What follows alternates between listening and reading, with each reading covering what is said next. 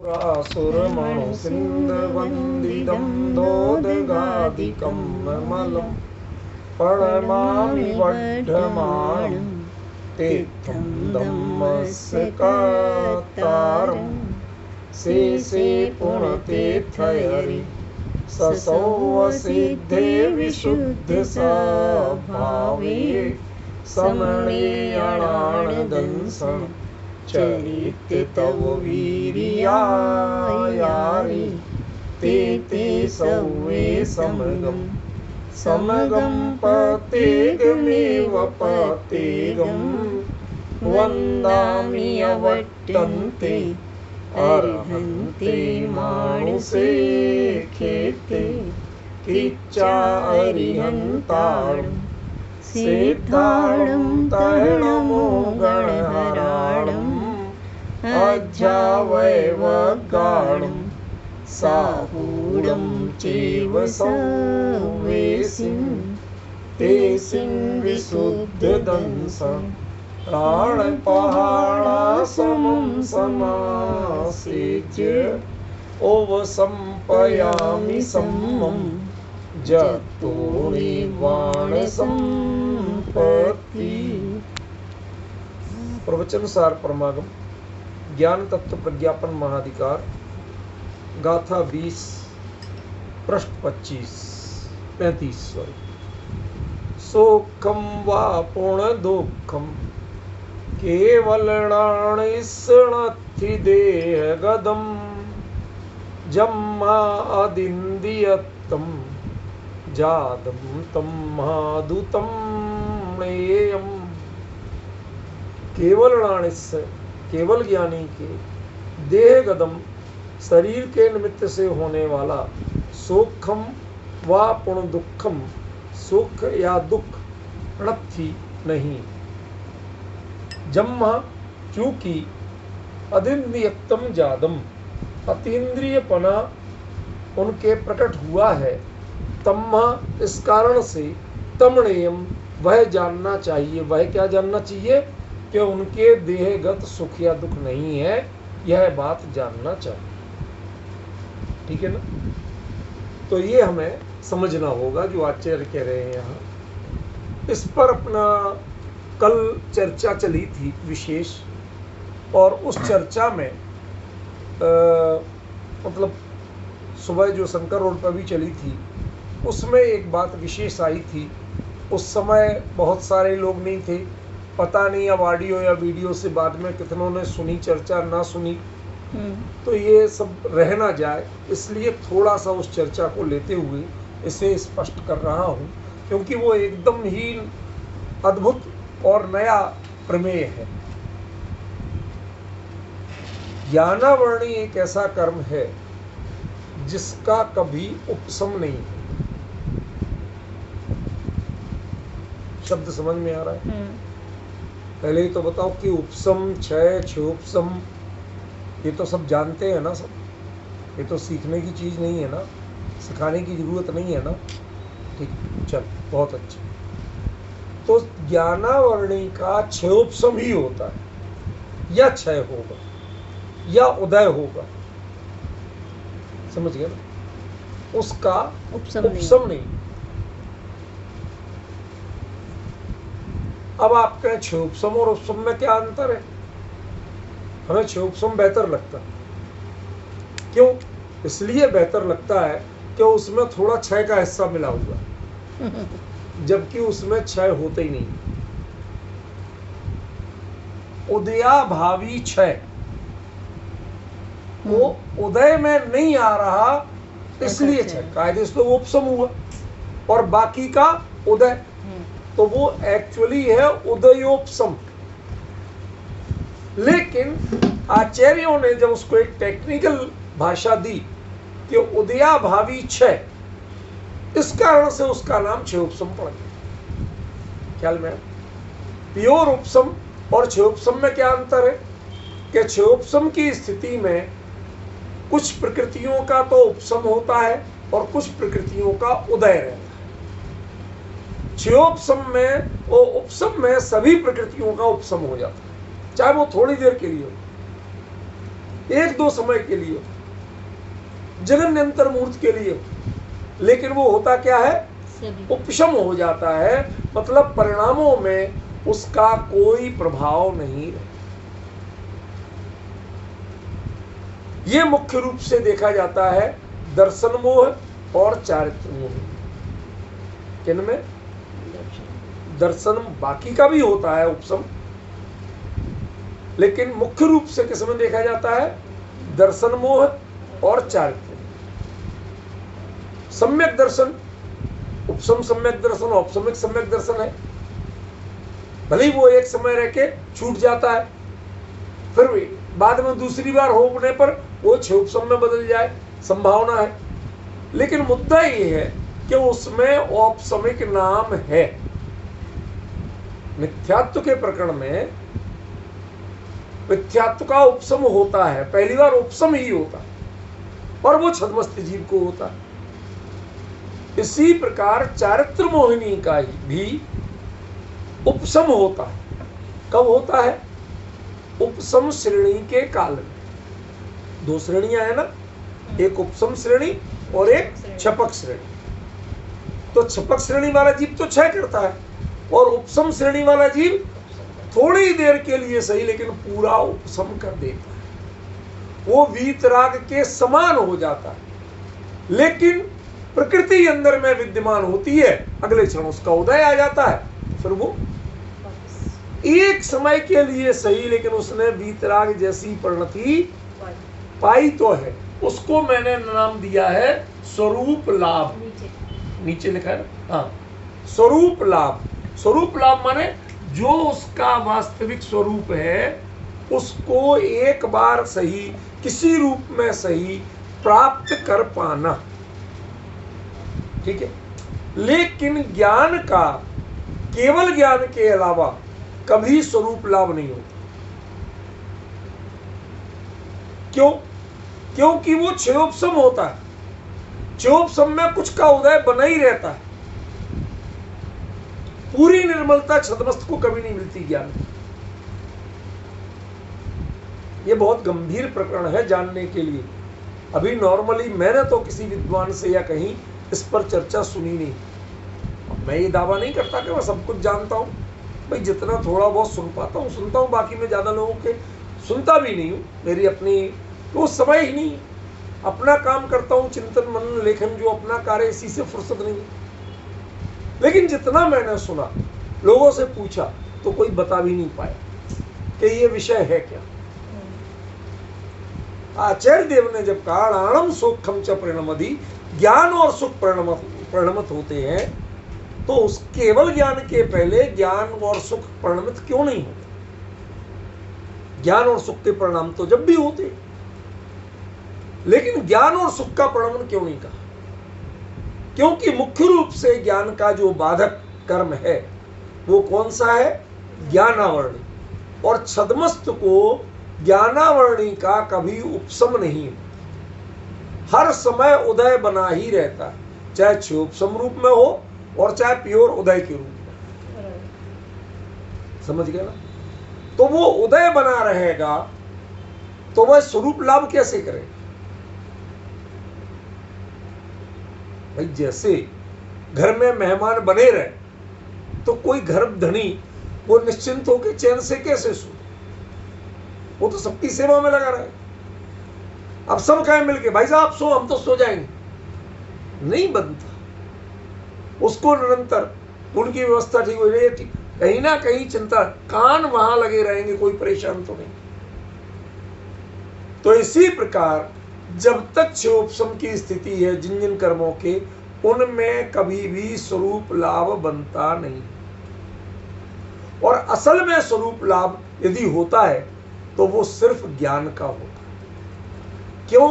आत्मा ज्ञानम स्वयं ज्ञानम ज्ञानादन्यत करोति। उसके असली फंक्शन ही ज्ञान है, उसका असली स्वरूप ही ज्ञान है, उसका अपना व्यक्तित्व तो निखरते ही ज्ञान में है। और किस चीज से जानो? भाई सुख है तो सुख का जानने वाला भी कौन है? वेदन करने वाला कौन है? सुख गुण या ज्ञान गुण? यदि ज्ञान उस समय फंक्शन नहीं करे तो सुख का पता चले? नहीं आया समझ। सुनो, एक बात कहता हूं, सुख या दुख दोनों चीजें समान मानना। यदि मान लो आपको कहीं अंग को सुन्न कर देते, करते हैं ना, एनेस्थीसिया या कुछ करके सुन्न कर देते, उस सुन्न करने की स्थिति में वहां आपका ज्ञानात्मक संवेदन समाप्त हो जाता है। होता है कि नहीं भाई साहब? होता है। अब वहां यदि सुई लगे, चीर फाड़ हो, तो आपको कोई दर्द होता है? नहीं होता। तो जहां ज्ञानात्मक संवेदन समाप्त हुआ वहां सुख दुख का संवेदन अपने आप समाप्त हो गया। क्यों? क्यों? सुख दुख को जानने वाला ही तो जानेगा, सुख दुख अपने आप में जानने वाले नहीं। समझ में आया? सुख दुख का संवेदन भी ज्ञान से ही होता है।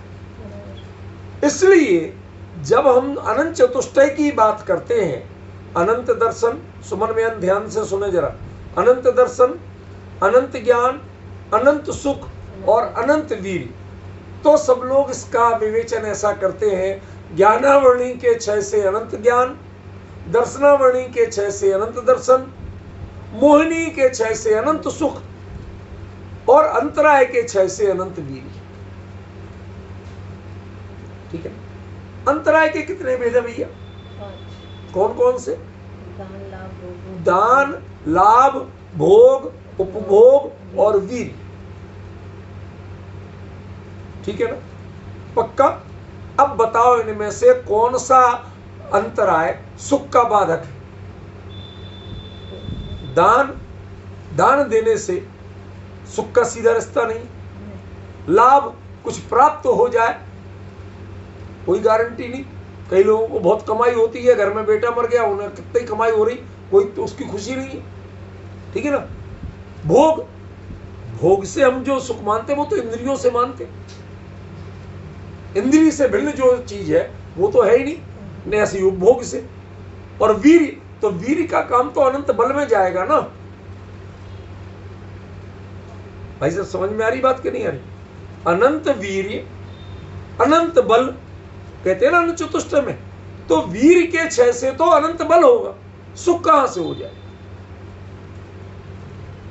समझे सुदेश बाबू? ऐसे विषय नॉर्मली चर्चा में नहीं मिलेंगे। नॉर्मली, मैं ये नहीं कह रहा हूं कि अकेले मैं ही करता हूं, नॉर्मली लोगों की चर्चा में नहीं मिलेंगे। उसकी समीक्षा करो, बारीकी से पहचानो। क्या पहचानना? कि इनका उपशम होता ही नहीं, और उपशम जो होता है वो सिर्फ छद्मस्त अवस्था में होता है। कैवल्य अवस्था में किसी का उपशम नहीं होता, वहां तो सिर्फ क्षय ही होता है। ख्याल में? अघातिया का उदय बना रहा, उन्हें कोई फर्क ही नहीं पड़ता, बना रहा उदय, दिव्य ध्वनि हो रही तीर्थंकर प्रकृति के नामकर्म के उदय से, तो नामकर्म है, नामकर्म का उदय है, पर उससे अनंत दर्शन, अनंत ज्ञान, अनंत सुख, अनंत वीर्य में कोई फर्क है? कुछ नहीं। स्वरूप लाभ में कोई फर्क है? कुछ नहीं। तो आघातिया के तो उदय भी बने रहे तो घातक नहीं, क्योंकि उनका नाम ही आघातिया। देयर इज नो हार्म, कोई नुकसान होने वाला नहीं। होम्योपैथी की गोली की तरह वो बायोकेमिक थी। वो हमारी भांजी थी, अब है अभी भी, लेकिन जब वो छोटी थी तो हमारे पिताजी लोगों को बायोकेमिक की दवाइयाँ देते ऐसे फ्री में, चलो भाई ले जाओ किसी को भला हो जाए, तो वो देते रहते थे। वो इतनी चंट थी कि वो पूरी की पूरी सीसी, मीठी गोली होती थी, पूरी की पूरी सीसी खा जाती थी। अब पिताजी ढूंढ रहे कि दवाई दे दे, कोई आया बैठा तो देखा डिब्बा खाली। समझ गए ना? तो वो बायोकेमिक की दवाई की तरह नुकसान तो करती नहीं थी और मीठी लगती थी तो खा जाते। समझ गए? तो आघातिया कर्म ये बायोकेमिक की दवाई की तरह, उदय भी आएगा तो देयर इज नो हार्म, कोई नुकसान नहीं। नुकसान तो जो है घातिया से ही, जीव के अनुजीवी गुणों में बाधित वही उत्पन्न करते हैं बाधा। इसलिए उस घातिया कर्मों में सबके और के उपशम हो जाएगा, लेकिन ज्ञानावरणी का कभी उपशम नहीं होता। ज्ञानावरणी का मात्र 6 उपशम होता है। और क्षोभसम कहने का मतलब यह है कि उसका उदय बना ही रहता है। भाई चाहे देशघाती का हो चाहे सर्वघाती का हो, उदय बना रहता। समझ गए? ये मुद्दे की बात है। उदय बना रहता है, इसलिए उसका पूरी तरह से औपसमिक परिणमन नहीं होता। और औपसमिक परिणमन नहीं होता माने वो स्वरूप लाभ नहीं करता, और जिसे स्वरूप लाभ हुआ ही नहीं तो इसका मतलब छद्मस्थ जीव के ज्ञान का परिणमन हुआ ही नहीं। इसलिए आचार्य ने लिखा राणम सूखम च परिणमदि पक्षीण घाती कमो, जिसने घाती कर्म को पूरी तरह नष्ट किया। अनंतवर वीर्यो, अनंत और श्रेष्ठ वीर से युक्त अहि तेजो, अधिक तेज वाले हैं, उनके ही ज्ञान और सुख परिणमन करते हैं, उसके पहले कर ही नहीं सकते। क्यों? क्योंकि सुख का बाधक एक्चुअली मोहिनी कर्म भी नहीं।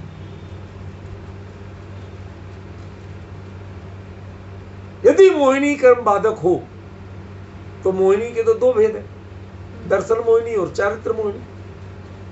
ठीक है ना? जब दर्शन मोह का क्षय एक समय दृष्टि कर लेता है कि नहीं कर लेता? कर लेता। और वो छद्मस्त होता है कि नहीं होता? होता है। तो यदि मोह बाधक हो तो आपको अनंत सुख प्रकट हो जाना चाहिए, क्योंकि उसका मोह का तो क्षय हो गया, लेकिन नहीं होता। पॉइंट समझ रहे ना? इसलिए इसका मतलब है कि मोह कर्म, मोहिनी कर्म कहा तो जाता है, लेकिन सीधे सीधे वह सुख का बाधक तत्व नहीं। सुख आत्मा का ऐसा स्वभाव है जिसका कोई बाधक तत्व नहीं है। संसार में कोई बाधा नहीं देता, इवन कर्म भी बाधा नहीं देता। आप अपना दिमाग खराब करके पीड़ित हो। एक नया कॉन्सेप्ट दे रहा हूं आप लोगों को, सबको नोट करने लायक। ज्ञान में फिर भी बाधक तत्व है ज्ञानावरणी। सुख के लिए कोई बाधक तत्व कर्म व्यवस्था में नहीं, कोई सुखावरणी कर्म नहीं। अंतराय के भेद में भी कोई सुख नाम का भेद नहीं। दान, लाभ, भोग, उपभोग भी, उसमें सुख का नाम ही नहीं। मोहिनी के भेदों में दर्शन और चारित्र, उसमें सुख का नाम नहीं है। दर्शन गुण अलग है, श्रद्धा गुण, और चारित्र गुण अलग। समझ गए? सुख जब स्वतंत्र गुण है तो उसका बाधक कर्म बताओ कोई। यदि नहीं मिल रहा आपको, कहीं जिनवाणी में नहीं कहा, मोहिनी को जो कहा गया वो क्यों? कि सुख तो निरंतर प्रकट है। आचार्य क्या लिखते हैं? तय सोखम स्वयमादा, आत्मा स्वयं सुख स्वरूप है। ठीक है ना? उसमें कर्म का उदय क्या करेगा? ये कॉन्सेप्ट जो चारों तरफ देखिए, ज्ञानियों ने जो जो वाक्य कहे हैं वो सारे के सारे आपको समर्थन में मिल रहे हैं। पॉइंट ख्याल में पड़ रहा? अब जब सुख का परिणमन, ज्ञान का परिणमन पहली बार शुरू हुआ, पहली बार शुरू हुआ माने जैसा स्वरूप है वैसा परिणमन पहली बार शुरू हुआ। उसके पहले ज्ञानावरणी के उदय से प्रभावित परिणमन था। क्यों भाई साहब? साल में 12 पूर्णमासी आती हैं कि नहीं आती? आती है। भाई 12 हर महीने में एक तो होते ही है। और हर बार चांद पूरे निकलता है कि अधूरा निकलता है? पूर्णमासी को पूरा निकलता है। फिर शरद पूर्णिमा क्यों मनाई जाती? उस दिन चांद बाकायदा निकलता है, कभी बादल नहीं होता।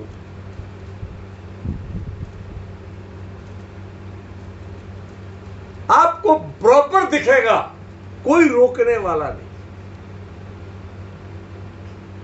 अब डिफरेंस समझ रहे ना?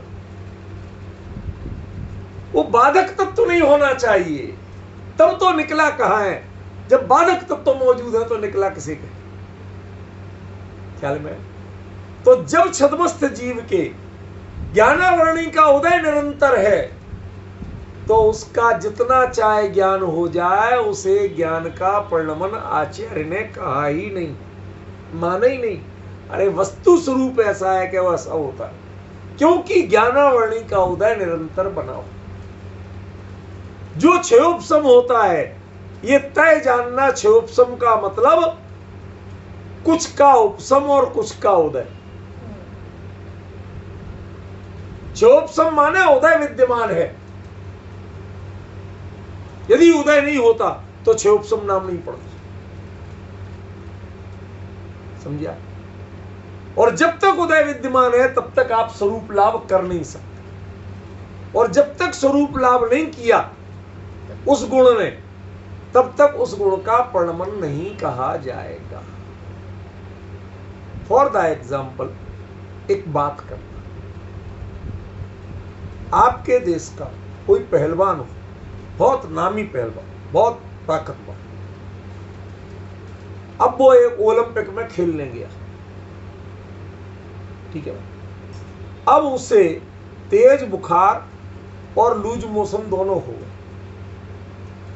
रात भर परेशान रहा। अगले दिन वो तो जो तय है प्रोग्राम, वो तो तय है, उसमें कोई लीव तो मिलती नहीं, सिक लीव। तो अब गया लड़ने, पहले राउंड में ही हार गया। तो क्या आप उसे हारा मानते हो? और आपका ठीक ठाक रहे और दूसरे का सिक लीव जैसी स्थिति में हो, तो क्या आप जीता मानते हो? जो असमर्थ है अपने स्वभाव की सामर्थ्य, जब पहले आप पूरे पावर से लड़े और फिर हारे तो हारे हो, और फिर जीते तो जीते हो। जब आपका पावर ही प्रकट नहीं है, स्वभाव के अनुसार आपने प्रणमन ही नहीं कर पाए, तो उसको हारना या जीतना नहीं कहते हैं। ऐसे ही ज्ञान ने जब स्वरूप लाभ करके पूरा ज्ञान प्रकट हो ही नहीं पा रहा है, तब तक उसे ज्ञान का प्रणमन नहीं कहते। एक टेक्निकल वर्ड याद रख लेना, स्वरूप लाभ। जैसा उसका स्वरूप है वैसा स्वरूप एक समय के लिए सही, लेकिन प्राप्त तो हो। लेकिन समस्या ये है कि ज्ञान का स्वरूप अनादिकाल से आज तक कभी उदय के बिना रहा ही नहीं, ज्ञानावरणी के उदय के बिना, इसलिए उसने स्वरूप लाभ कभी प्राप्त किया नहीं। जैसा है वैसा तो कभी प्रकट हुआ ही नहीं। समझ गए? बदलियों में चांद था, दिखता था, कभी इधर दिख गया, कभी उधर दिख गया, थोड़ा बहुत दिख गया, लेकिन शरद पूर्णिमा जैसा दिखाई नहीं।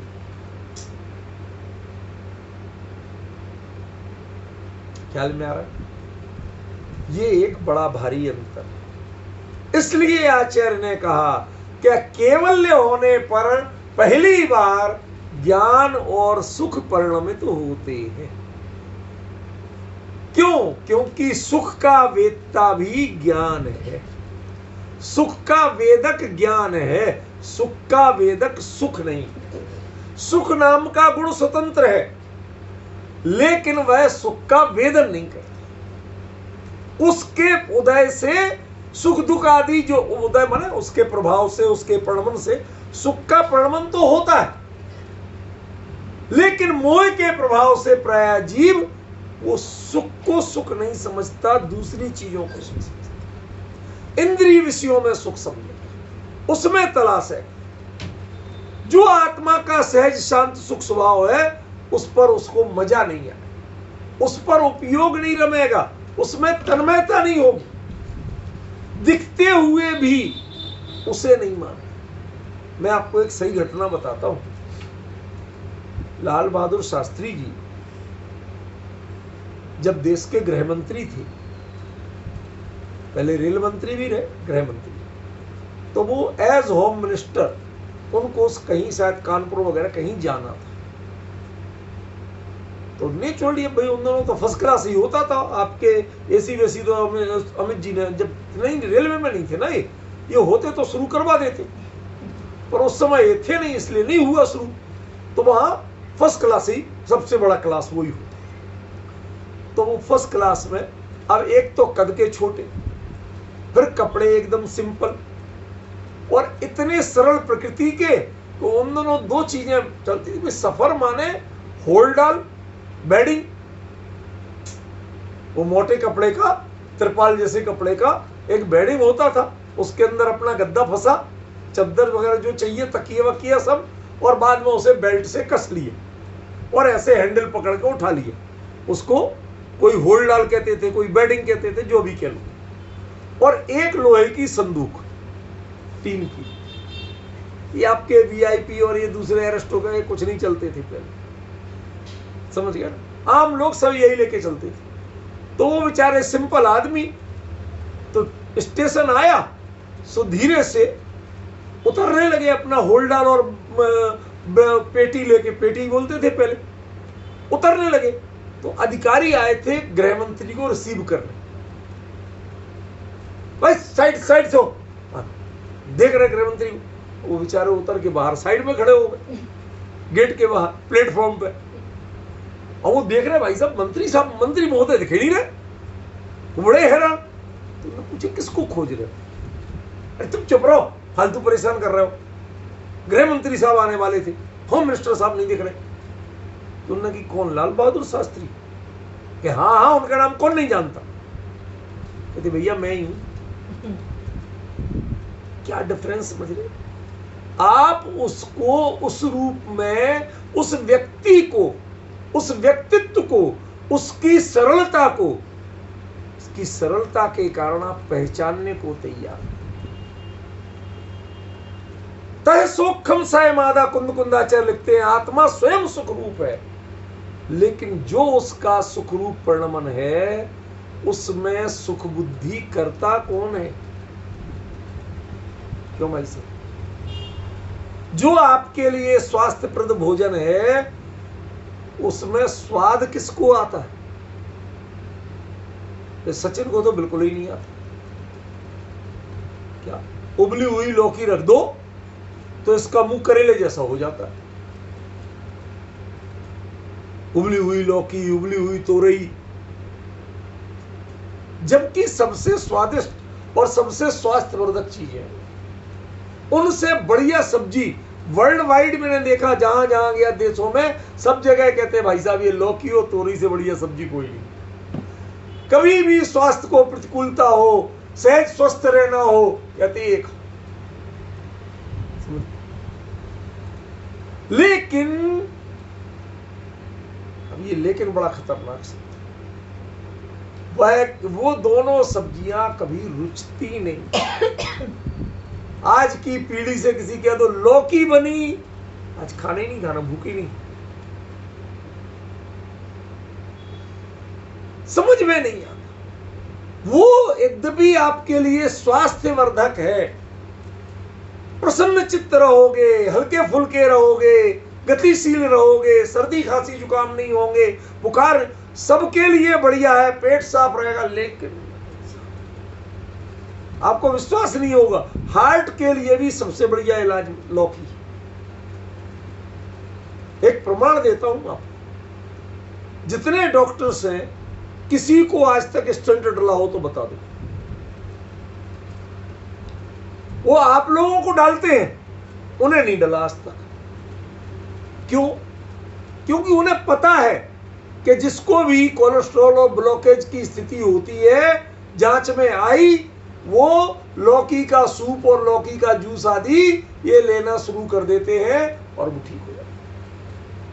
लेकिन लौकी का जूस सब्जी खिला के आपको उनका बिल तो नहीं बनेगा ना, इसलिए वो आपको सिखाते हैं भाई साहब स्टेंट डलवाओ, भाई साहब एंजियोप्लास्टी करवाओ, ये करवाओ, वो करो, सारी बीमारियां आपको लगाते हैं। लेकिन खुद को क्यों नहीं होती? इंसान तो वो भी कहते भाई वो हम जानते हैं स्वास्थ्य, लौकी बहुत स्वास्थ्यप्रद है, सबको उपलब्ध है, सारे विश्व में पैदा हो, कोई देश ऐसा नहीं जहां पैदा नहीं, समझ गए? और सब जगह मिलती है, उसके बावजूद लोगों को रुचती नहीं। देयर इज नो चार्म, आकर्षण की चीज नहीं है। आलू आलू हो, कुछ बना के नहीं बना, आपको बढ़िया दाल रोटी सब्जी खिलाई जाए तो समझ में नहीं आती। ये चाउमीन, नूडल, ये वो ऊट पटांग चीजें हो तो लोगों को गर्व लगता है, अरे साहब ये मिले कुछ, अब कुछ मिले, इंटरनेशनल खाना। ये मनोविकृतियां हैं भाई साहब, मनोविकृतियां, समझे। जिनमें तुम चार्म रखते हो, आकर्षण रखते हो, वो तुम्हारा आकर्षण नितांत मिथ्या है। तुमने सुख को समझे ही नहीं, पहचाना ही नहीं है आज तक कि क्या सुख है और किसका, किसमें तुम्हें, तुम चमड़े की जुबान इसका मजा देखते हो, पूरी देह का आनंद नहीं। हार्ट ठीक, पेट ठीक, लीवर ठीक, घुटनों का दर्द नहीं, आंखों में कमजोरी नहीं, इंद्रियां ठीक काम कर रही एक चीज के सेवन से। लेकिन मजा किसको नहीं आता? जीव को। हम जीव की सुनते हैं, पूरी देह की नहीं सुनते। यदि पूरी देह की सुने तो लौकी आराम से खाई जाए। ये मोह का रूप बता रहा हूं मैं। सुख गुण का प्रणमन कभी विपरीत नहीं हुआ, हम उसे पहचान नहीं पाए, वो हमें रुचा नहीं। जो आपके लिए सुख रूप था प्रणमन, वो आपको रुचा नहीं, कमी ये है। ये मोह के कारण समझ में नहीं आया। बाद में जब कहते यदि किसी डॉक्टर को देख लो, अरे भाई साहब ये तो हमारी दादी तो हमेशा यही खाती थी, वो तो यही बनाती थी, आप विश्वास नहीं करेंगे। हमारा कजिन है, वो CMO है, चीफ मेडिकल ऑफिसर, उसकी जो सहधर्मिणी है पत्नी, वो डाइटिशियन है, तो अंतरराष्ट्रीय स्तर पर उसे बुलाया जाता। तो एक बार वो आई, बैठी, भाई साहब मैं लंदन में अभी एक कॉन्फ्रेंस में गई थी डाइटिशियंस की। तो हमने कहा बेटा क्या किया तुमने, कौन सा तीर मारा वहां, बताओ कुछ नई जानकारी क्या दी इंटरनेशनल कॉन्फ्रेंस में। कहते मेरे पेपर को तो सबसे बड़ी तारीफ मिली। बहुत अच्छा मिली, तो बेटा बताओ तो सही क्या मिला, क्या बात की तुमने। मैंने एक बात कही कि तुम्हारी दादी और नानी जैसा भोजन करती थी वैसा भोजन करना शुरू कर। कोई डाइट चार्ट नहीं बताया। क्या हमें याद आता है भाई साहब, हमारी जो दादी थी, ये जो आम होता ना, आम की गुठली होती, गुठली के अंदर एक गुठली निकलती है गिरी जैसी, वो उसे चूल्हे की गर्म राख में भूनने रख देती थी, और वो भुन जाए अच्छी मध्य आंच पे, वो कड़क हो जाए, तो वो उसे सुपारी की तरह जैसे लोग खाते ना शौक से, ऐसे बैठ के खाते। हमने कहा कि क्या एक, हमने कभी कभी हमें दिए लो खाओ कितनी अच्छी लगती, अब वो ऐठाई दी और कसैली सी लगती थी, अब ऐसी चीजें क्या खाना, फेंक देती। आज की डेट की जानकारी बता रहा हूं भाई साहब कि वैज्ञानिक कहते हैं कि यदि आपको थायराइड से लेके, बीपी से लेके, घुटनों के दर्द आदि से लेके, मोटापे से लेके कितनी ही बीमारियां हैं, यदि वो जो बीमारियां आम के सेवन से बढ़ती हैं, वो गुठली को भून के खाने से खत्म होती। डॉक्टर कहते हैं सोने के भाव बिकना चाहिए, यदि दवाई बना के दें तो सोने के भाव बिक जाए, लेकिन कोई खाता है। कह लो किसी को कितना ही खाएगा, सब दूसरे को सुना देंगे, खुद नहीं करेंगे।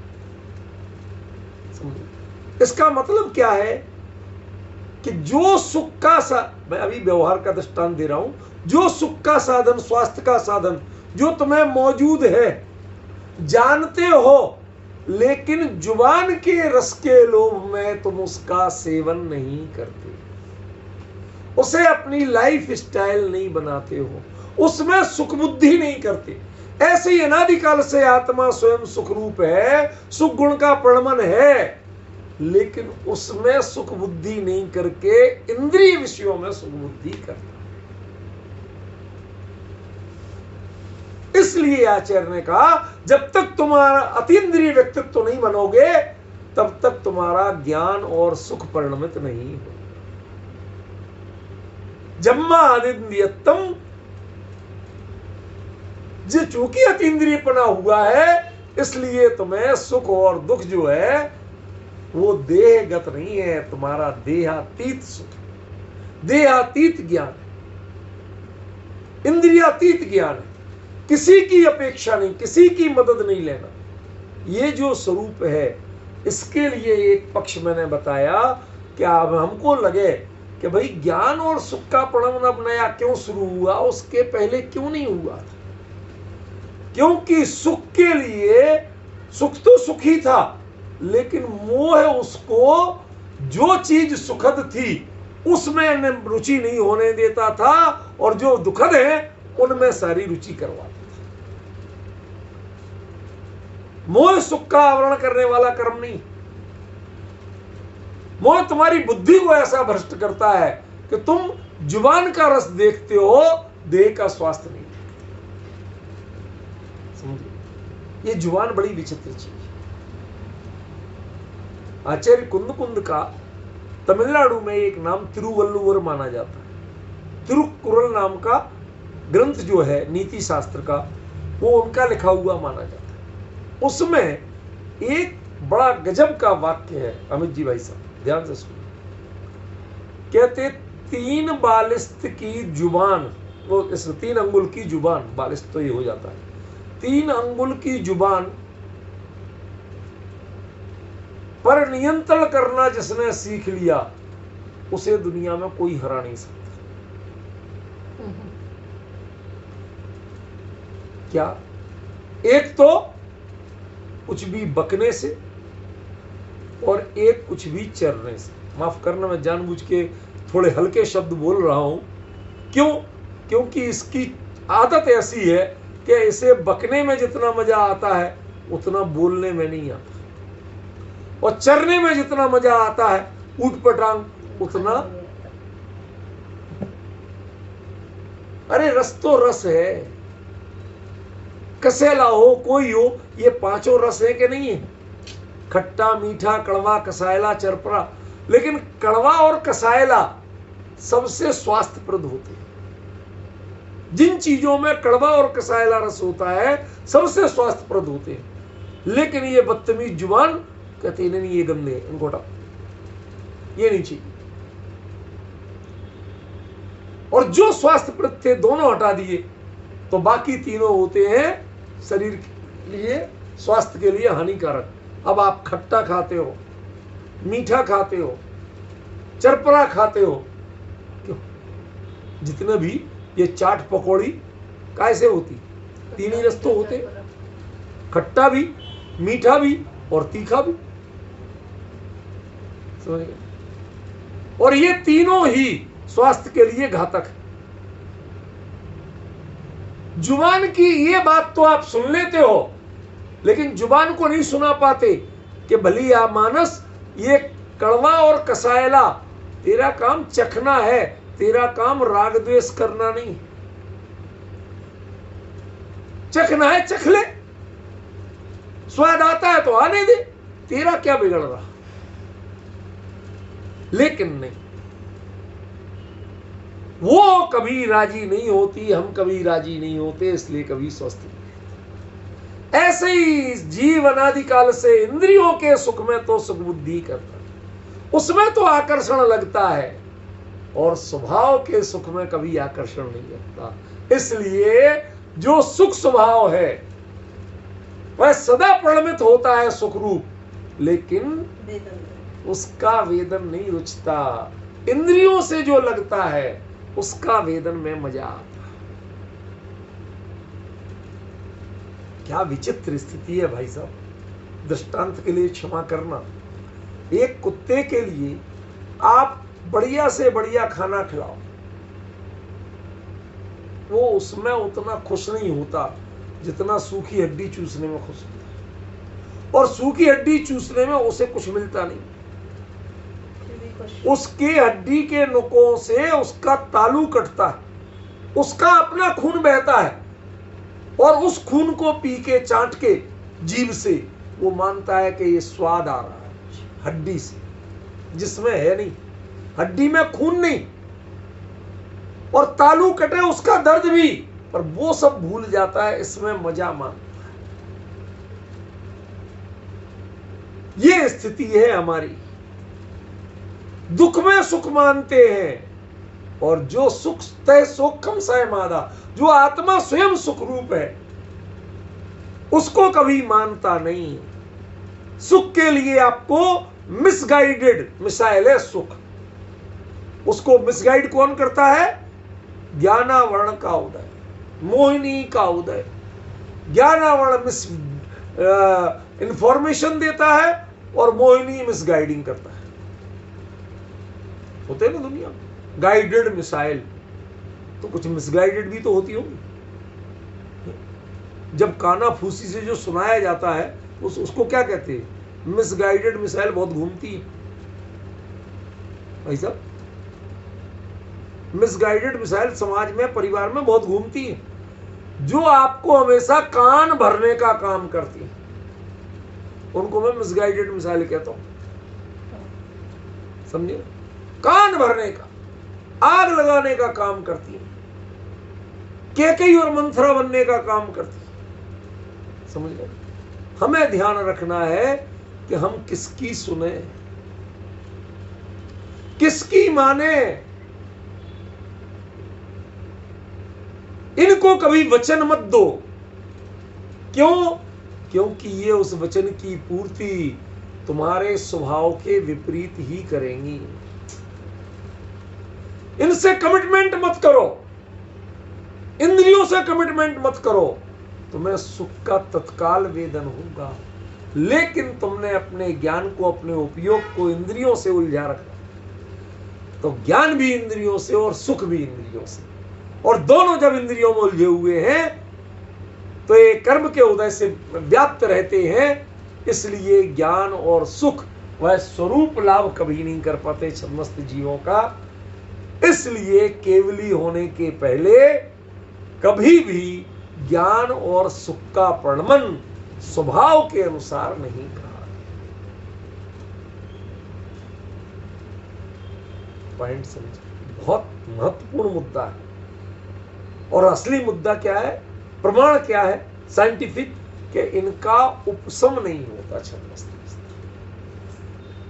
ज्ञानावरण का तो पूरे जीवन में कभी उपशम ही नहीं होता। क्षयोपशम और क्षय, उदय, क्षयोपशम, क्षय, तीन परिणति होंगी, उसका उपशम नहीं। समझ गए? आपने कभी शब्द सुना हो ज्ञानावरण के उपशम से? हमेशा क्षयोपशम से। समझ गए? वीर्यांतराय के क्षयोपशम से, हमेशा क्षयोपशम से। इनके लिए उपशम शब्द नहीं सुना। समझ में आ रहा है? ये एक इसका बहुत बड़ा क्लू है। उपशम ही वो अवस्था है जो छद्मस्त जीव को स्वरूप लाभ का अनुभव कराती। लेकिन जिनका उपशम होता ही नहीं है, और उपशम होता है छद्मस्तों के, केवलियों के होता नहीं। इसका मतलब उस गुण के स्वरूप लाभ से हम पूरे जीवन छद्मस्त अवस्था में कभी परिचित नहीं हो सकते। वो हमें ओरिजिनल कभी देखने को मिलेगा ही नहीं। वो जब मिलेगा जब मिक्स मिलेगा। इसलिए जब केवली होते हैं तभी उनके ज्ञान और सुख का परिणमन कहा जाता है। उसके पहले ज्ञान और सुख का परिणमन नहीं कहा जाता। क्यों? होता तो है, लेकिन ज्ञान और सुख का, ज्ञान जैसा रूप है आत्मा का वैसा परिणमन नहीं। वो हमेशा मिसगाइडेड मिसाइल की तरह जान रहा। लोग बाग जानकारी देते हैं, क्यों? दिमाग में कचरा भरने की। कई बार होता है, आप ऑफिस में घुसो, घर में घुसो, अरे आपको पता है ऐसी बात, अरे यार परेशान आया हूं दिन भर काम करके, एक गिलास पानी दे दो, शांति से बैठने दो 2 मिनट। दिन भर ऑफिस के झंझटों से निपट के आया, घर में घुसते ही तुमने झंझट सुनाना शुरू कर दी, और कोई काम नहीं बचा। लेकिन आपके फीडिंग की जाएगी, दिमाग में कचरा डाला जाए, कभी दूसरे की स्थिति नहीं सोची जाए कि भैया इनके मन को शांत रहने दो, थोड़ा दिन भर करके आए हैं बहुत उठापटक, थोड़ा निश्चिंत रहने दो। नहीं, चैन से कैसे रहे? घर में घुसते ही समस्याएं चालू। ये सबसे बड़ी विडंबना है। हमने स्वयं चैन से नहीं रहे तो हम दूसरे को चैन से कैसे जिए? और ये घर घर की कहानी, किसी और को नहीं, सहजता है, सहजता है। क्यों? क्योंकि मोह की प्रधानता है ना। वो मोह अच्छी चीज को तो अच्छा लगने नहीं देता, जो हानिकारक है उसी को अच्छा लगने देता। मैंने अभी बताया ना, दो स्वाद की चीजें हमेशा आपको गुणकारी, कड़वी और कसैली, हमेशा गुणकारी। लेकिन ये चमड़े की जुबान ये इतनी नालायक है कि इन दो स्वादों को हमेशा ऐसा मुंह बनाती है। और जो स्वास्थ्य के लिए हानिकारक है, मीठा, खट्टा और चरपड़ा, तीनों हानिकारक है और तीनों में उसकी जुबान लपलपाती है। शादी में 56 व्यंजन बने हो, लेकिन आधी आबादी खड़ी दिखाई देगी तो चाट पकौड़ी, खोमचे पे आधी आबादी खड़ी दिखाई देगी। और कुछ खाए चाहे नहीं चलेगा, और बाकी तो खाती रहती है। पहले खा, किसमें? उसके बाद जाके घर में खांसो, पेट खराब, गला खराब, ये है वो है, नजर हो गई। क्योंकि जो ढंग की चीज थी तो वो तो एक तुम्हारे स्वाद में चढ़ी ही नहीं। यही चलती। तीन स्वाद जो हमेशा हानिकारक है वो पसंद आते। ये मोह की स्थिति। जुबान तो सब चखने को तैयार है, मीठा भी चखने को तैयार है, खट्टा भी चखने को तैयार है, चरपरा भी चखने को तैयार है, तो कसेला और कड़वा भी चखने को तैयार है। बाकायदा ज्ञान होता है, बाकायदा इंफॉर्मेशन देती है, हाँ ये कड़वा है, हाँ ये कसेला है। लेकिन ऐतराज जुबान को नहीं है, ऐतराज आपके इंटरेस्ट को, इसका नाम मोह है। ये आपके ज्ञान को मिसगाइडेड करता है, समझ लो। ये लड़ाता है आपको, ये लड़ने की प्रेरणा देता है, कषाय करने की प्रेरणा देता है। ये आपको एकमात्र जानने का रूप नहीं रहने देता। वो जो जान लिया, जानने में आ गया, उसको ज्यों का त्यों जान के आप रह नहीं सकते, तुरंत रिएक्शन करना सिखाता है। ये मोह है, ये दुख का कारण है। इसलिए आचार्य ने जो बात यहां कही, देह छता जैनी दशा वर्ते देहाती, ये छदमस्त के लिए कहा था श्रीमद ने, लेकिन यहां वास्तव में एक केवली पर ही लागू होता है। देह छता, शरीर है, पर शरीर से के निमित्त से होने वाला ज्ञान और सुख, इनका परिणमन केवली भगवान के नहीं है।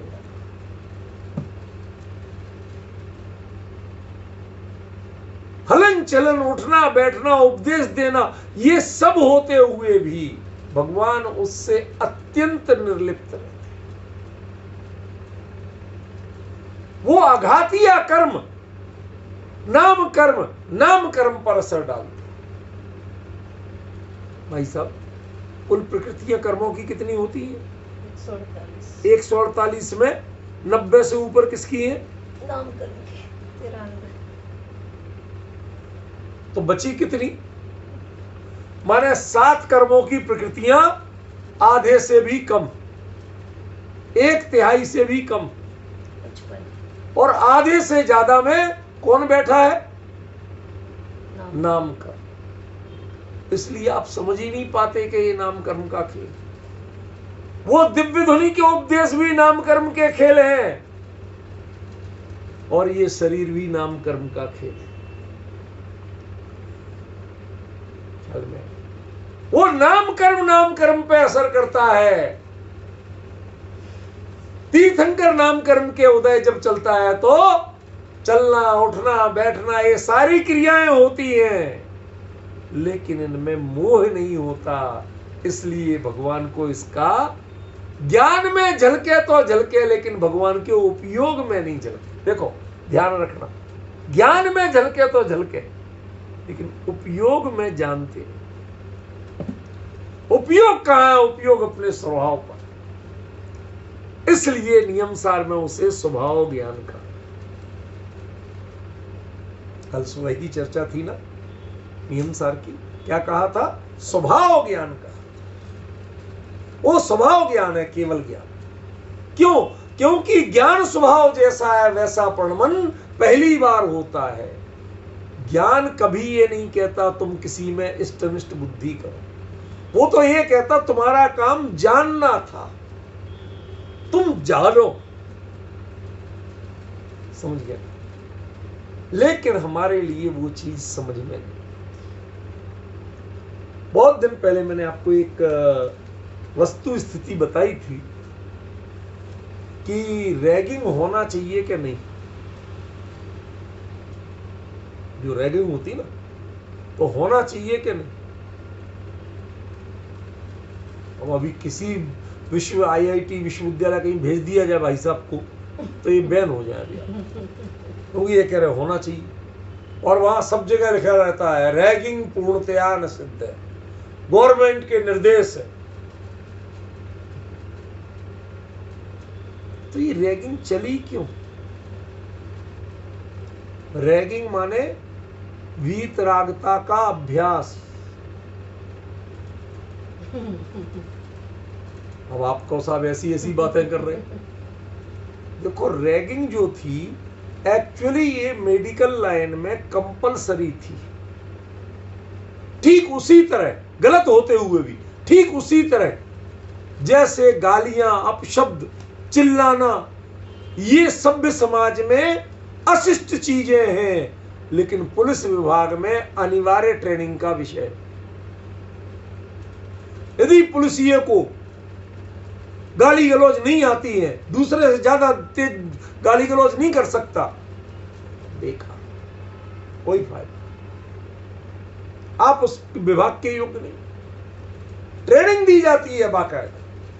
अपराधी इतना साइकोलॉजिकल प्रेशर है, कितनी गंदी गालियां, कितनी भयंकर बोलते हो, कितनी जोर से बोलते हो, बताओ वहां क्वालिटी है या डिसक्वालिटी? ऐसे ही रैगिंग संपूर्ण शिक्षा व्यवस्था में एक अवांछित कार्य है, लेकिन मेडिकल लाइन में वो बाकायदा प्रोसेस है ट्रेनिंग की। यदि कोई आप उस लाइन में आए और वीतरागी नहीं बने, तो आप डॉक्टर बन के किसी का चेकअप कैसे करेंगे? किसी गांव में एक अकेला डॉक्टर होता है, तो वहां की लेडीज किसको दिखाने जाएंगी? यदि तुम अंग देख के विकृत होते हो, तुम उसके ज्ञाता बनो, तुम उसके पहचान करने वाले मत बनो। तुम रोग के लक्षण देखो और निदान रोग का करो, उसके अलावा कुछ मत करो। यदि तुम्हारी आंख गे में गे के अलावा और कुछ देखती है, तो तुम डॉक्टर बनने के लायक नहीं। आपसे पूछते हैं आपकी आंख गे में गे के अलावा और कुछ देखती है कि नहीं देखती है? गे का गे रूप जान के क्या आप वहीं पर तृप्त होते हो, वहीं विश्रांत होते हो, या उसके बाद राग द्वेष करते हो? राग द्वेष करते हो, बस ये अपराध है। जानना अपराध नहीं। इसलिए मेडिकल लाइन में मार पीट के सिखाया जाता है कि अंग वंग कुछ नहीं होते हैं, तुम्हें सिर्फ वीतरागता भाव से बीमारी देखना। वो दिखते हुए भी तुम्हें नहीं देखना है, उससे प्रभावित नहीं होना है।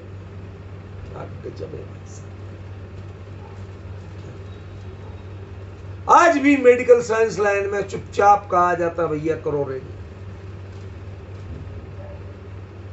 रैगिंग के नाम पे जो जानबूझ के बदतमीजियां होती हैं वो गलत हैं। मनोविकारों की पूर्ति की जाती है वो गलत है। लेकिन रैगिंग एक पूर्वाभ्यास है कि देह के परिवर्तनों से तुम अपनी दृष्टि का परिवर्तन मत लाओ। तुम डॉक्टर हो, तुम्हारा काम बीमारी का निरीक्षण और परीक्षण है, तुम्हारा काम अंगों का निरीक्षण और परीक्षण है। तुम साहित्य शास्त्री नहीं हो कि जो हर चीज में सौंदर्य और वो देखते हैं। तुम हो चिकित्सा शास्त्री। तुम्हारा काम मात्र उसमें बीमारी देखना है, सौंदर्य देखना है। जब चिंतन है, विकार देखो लेकिन विकारी मत बनो। क्या कहा भाई साहब? एक सफल चिकित्सक कौन है? आदर्श चिकित्सक कि जो विकार तो देखे लेकिन विकारी मत बने। दृष्टि को विकारी नहीं होने दे, रोग के विकार देख। रोग के विकार देखो, कोई ऐतराज नहीं, लेकिन दृष्टि विकारी हुई तो तुरंत ऐतराज है, तुम इस पेशे के लायक नहीं। ज्ञानी कहते हैं तुम्हारे ज्ञान का प्रमाण आज तक हुआ क्या ऐसा? क्या तुम ज्ञेय को मात्र ज्ञेय बुद्धि से जान सके, बिना रिएक्शन के जान सके? ऐसा जानना अकेले केवली के होता है। इसलिए प्राणम सुखम च परिणमति, केवली के ही ज्ञान और सुख परिणमित होते हैं। छद्मस्थों के ज्ञान और सुख होते हुए भी, ज्ञान और सुख के परिणाम होते हुए भी उनके ज्ञान और सुख परिणमित नहीं होते हैं। अद्भुत विषय है, अद्भुत विषय। कल तो ऐसा लग रहा था जब शंकर रोड पर उधर बोल रहे थे, मैंने कहा भाई साहब आज तो प्रवचन सार नियम सार बिल्कुल एक पटरी पे आ गए। वहां कह रहे कि केवल ज्ञान ही स्वभाव ज्ञान है, और यहां कह रहे कि केवल ज्ञानी के ही वास्तव में ज्ञान और सुख का परिणमन होता है, और बाकी के तो होते ही नहीं। किसी को समझ में आना आसान लगता था कि छद्मस्त अवस्था में ज्ञान और सुख का परिणमन नहीं। छद्मस्त जीव जो आत्मानुभव करते हैं वो भी खरेखर ज्ञान और सुख का परिणमन नहीं। क्यों? क्योंकि उस समय ज्ञान और सुख ने जो ही अनुभव से बाहर आते हो आपको वही अभ्यास तो इंद्रियों की अधीनता, इंद्रियों की अधीनता नहीं छूट रही है, तब तक आपको ज्ञान और सुख का अभ्यास समीचीन नहीं माना जाएगा।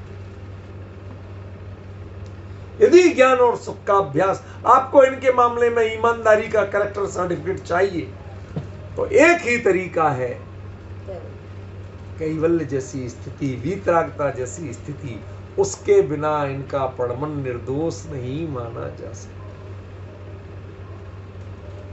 मेरे ख्याल से विषय जो लिखा था वह काफी स्पष्ट कर दिया। जितना मेरे से बन सकता था मैंने अपनी ओर से आज पूरा बोला, बताया। कोई ऐसा विषय नहीं है जो आपको क्लियर नहीं हुआ हो। यदि नहीं हुआ हो तो मुझे लिख के भेज सकते हैं, मैं कल दोबारा करूंगा, वरना इस विषय को अब रिपीट किए बिना कल नया विषय इसके आगे जो है उसको मैं लूंगा। आज समय हो गया, सभी को